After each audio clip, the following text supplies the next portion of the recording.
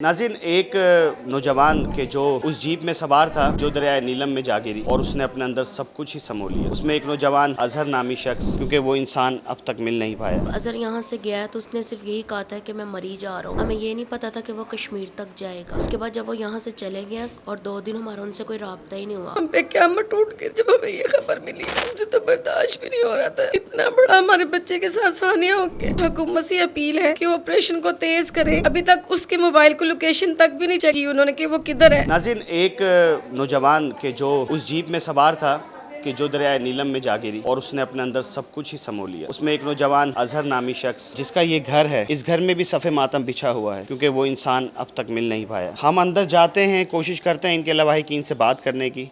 आइए हमारे साथ चलिए। नाज़रीन, मौजूद हैं अजहर के लवाहिकीन के साथ और यहाँ पर उनकी फुप्पो बैठी हुई हैं, उनकी बहन बैठी हुई हैं। इन्हीं से जानेंगे कि आखिरी टाइम उनसे जो गुफ्तगू हुई है वो क्या हुई है और ये वाक़या कैसे पेश आया है। अस्सलाम वालेकुम। वालेकुम सलाम। बहन, कोई अल्फाज नहीं है आपसे ताज़ियत के। अल्लाह आपको लोगों को सब्र दे और जल्द अज जल्द जो मिसिंग पर्सनस हैं वो मिल जाएं। क्या आखिरी बातें हुई हैं? बस जब अजहर यहाँ से गया तो उसने सिर्फ यही कहा था कि मैं मरी जा रहा हूँ। हमें ये नहीं पता था कि वो कश्मीर तक जाएगा।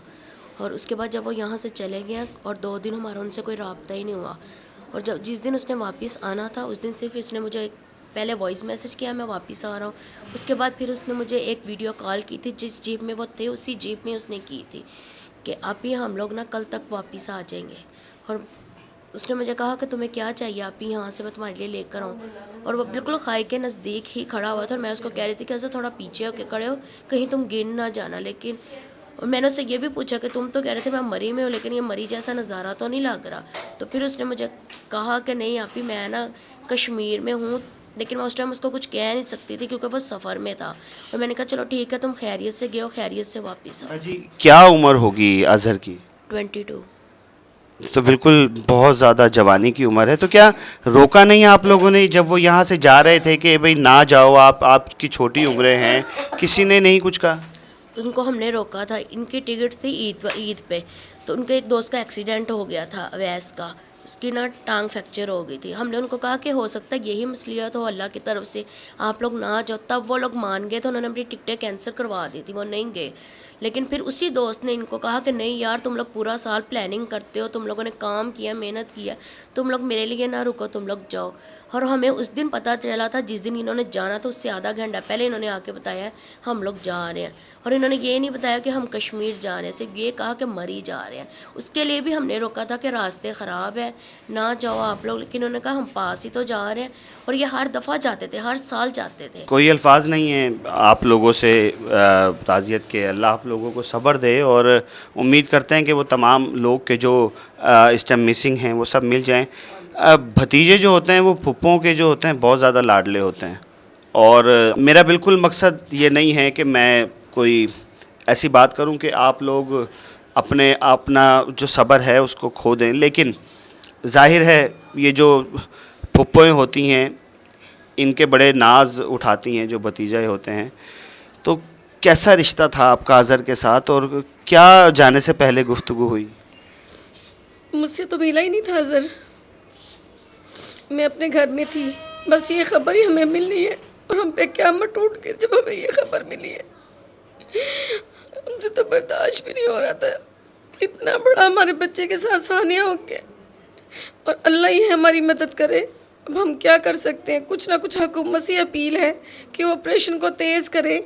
अभी तक उसके मोबाइल को लोकेशन तक भी नहीं चेक कर की उन्होंने कि वो किधर है। उसका मोबाइल भी नहीं अभी मिला। इसी उम्मीद पे है कि अल्लाह पाक मौजज़ा दिखाएगा और बच्चे खैर खैरियत से वापस आएंगे। उधर मेरे ससुराल वाले हमारी हेल्प करें। हमें अभी तक मेरे भाई वापस आ रहे हैं, हमने बड़ी मुश्किल उनको बुलाया है। अभी तक हमें ये भी नहीं अपडेट वहाँ से कुछ मिल सकती कि उधर कौन सा ऑपरेशन चल रहा है। इतना बड़ा सानिया हो गया। कम से कम हुकूमत को उधर से ये न्यूज़ चलानी चाहिए लाइव, कि घर वालों को सुकून तो होना कि वो लोग ऐसे नहीं बैठे हुए, वो काम कर रहे हैं।